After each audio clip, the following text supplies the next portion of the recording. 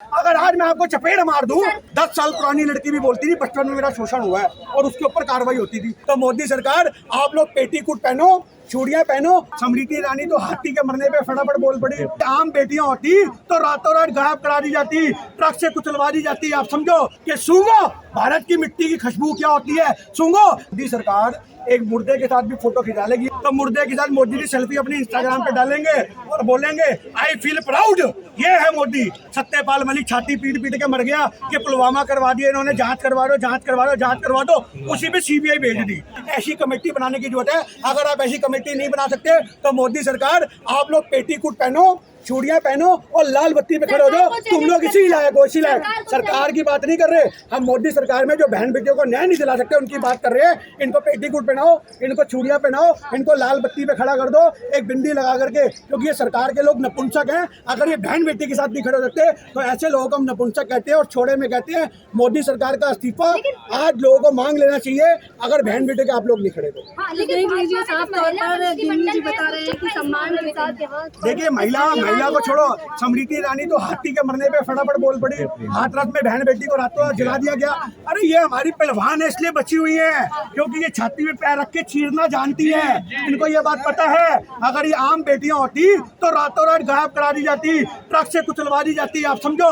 और ये वो बेटियां हैं जिन्होंने विदेशों के अंदर भी पटकनियां दे के भारत की मिट्टी के अंदर अपनी मिट्टी का नाम ऊंचा करा है। अरे आप समझो, जिन बेटियों ने हरियाणा की मिट्टी को, भारत की मिट्टी को ओलंपिक में विदेशों में हवा में बहा करके लोगों को मजबूर कर दिया कि सूंघो भारत की मिट्टी की खुशबू क्या होती है, सूंघो, महसूस करो, ये मेरे वतन की मिट्टी है। ये वतन की मिट्टी जो अपने माथे पे लगा करके देश को सुरक्षित रखती है, अपनी बहन बेटियों को सुरक्षित रखती है, उनके लिए आप आवाज नहीं उठा रहे। तो चूड़ियां पहन लो वो लोग जो लोग इनके समर्थन में नहीं खड़े, जो विरोध कर रहे हैं, जो लोग राजनीतिक। अरे कई लोग ये कह रहे हैं जब यही बेटियां मेडल लाती तो मोदी जी इनके साथ फोटो खिंचाते हैं। देखिए, मैं आपको ये तो मैं आपसे कहना चाह रहा हूँ, मोदी सरकार एक मुर्दे के साथ भी फोटो खिंचा लेगी। ये तो हमारी जिंदा बेटियां हैं। मोदी सरकार को फायदा मिलना चाहिए। आज मोदी सरकार को पता लग गया कोई ऐसा बंदा मर गया है जिससे राजनीतिक फायदा मिल सकता है, तो मुर्दे के साथ मोदी की सेल्फी अपनी इंस्टाग्राम पे डालेंगे और बोलेंगे आई फील प्राउड। ये है मोदी। आप समझो। और देश की बेटियों को न्याय दिलवाने के लिए इन्होंने चूड़ियां पहन रखी है, इन्होंने जबान छिल रखी है। सत्यपाल मलिक छाती पीट पीट के मर गया कि पुलवामा करवा दिया इन्होंने, जांच करवा दो, जांच करवा दो, जांच करवा दो। उसी पे सीबीआई भेज दी। आप समझो, उसी पे सीबीआई। तू बता तेरे पास ये कहां से आया, तेरे पास वो कहां से आया। 5 जवान पूछ के मर गए। आप समझो, 4 हमारे सिख भाई मरे, एक जाट भाई मरा। अभी 4 दिन पहले की जुम्मा वीरवार की खबर है। उनको कह दिया कि 5 लाख की जगह 25 लाख देंगे। वहां का गवर्नर बोलता है। तुम बात कर रहे हैं लेकिन सवाल तो उन पे भी खड़ा हो रहा है ना, क्या सत्यपाल मलिक जी सच कह रहे हैं या झूठ कह रहे हैं? अरे जांच करो ना, ये जांच बताएगी सच कह रहे हैं झूठ कह रहे हैं। अगर आज मैं आपको चपेट मार दूं, मेरी बात सुनो, आज मैं आपको, अरे मेरी बात सुनो, आज मैं आपको, आज मैं बड़ा भाई, आज आपका बड़ा भाई होने के नाते आपको थप्पड़ मार दूं तो वो सीसीटीवी फुटेज दिखाएगी ना कि मैंने मारा या नहीं मारा। आप समझो। तो भैया जांच करोगे तो पता लगेगा वो आर्टिस्ट कहां से आया, वो पुलवामा की गाड़ी कहां से आई, वो पुलवामा की गाड़ी का वो कैसे दबाए गए। और आप समझ जाओ, जब तक आम जनमानस, हम जैसे लोग खड़े होंगे तो आपके कमेंटों में लोग बोलेंगे राजनीति करने पहुंच गए।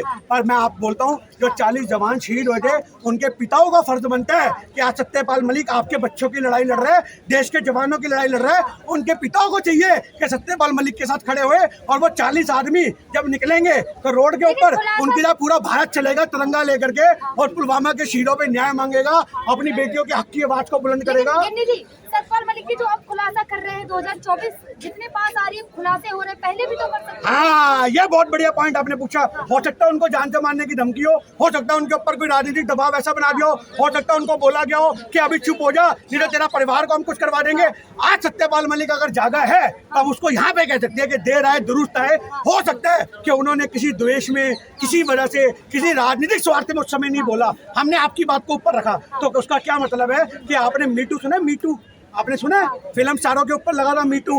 10 साल पुरानी लड़की भी बोलती थी बचपन में मेरा शोषण हुआ है और उसके ऊपर कार्रवाई होती थी। तो जब आज समझो कि एक बच्ची आके बोलती थी, आज जवानी में बोल रही है, जब गोरे में खुद बच्चा लेके बैठी है कि इस फलाने डायरेक्टर ने मेरा शोषण किया था, उसके ऊपर भी कार्रवाई होती थी। ये जुम्मा 4 साल पुरानी बात है। और हाँ, उस बात को हम ऊपर रखते हैं कि अगर सत्यपाल मलिक 2019 में खुलासा कर देते तो मोदी सरकार 7 महीना होती और हमारे जवानों को न्याय मिल जाता। पर आज भी देर नहीं हुई है। सत्यपाल मलिक अगर बोल रहे हैं तो जांच तो करो। तुम सत्यपाल मलिक को गलत या सही है वो तो बाद में ठहराओगे, पर जांच तो करो। तुम जांच क्यों नहीं कर रहे? वो आगे कहाँ से आया? आप समझो, आप एक दारू की पेटी लो, एक गाड़ी में बांधो और आप हरियाणा का बॉर्डर पार करके दिखा दो, आपकी लात के नीचे से निकल जाऊंगा।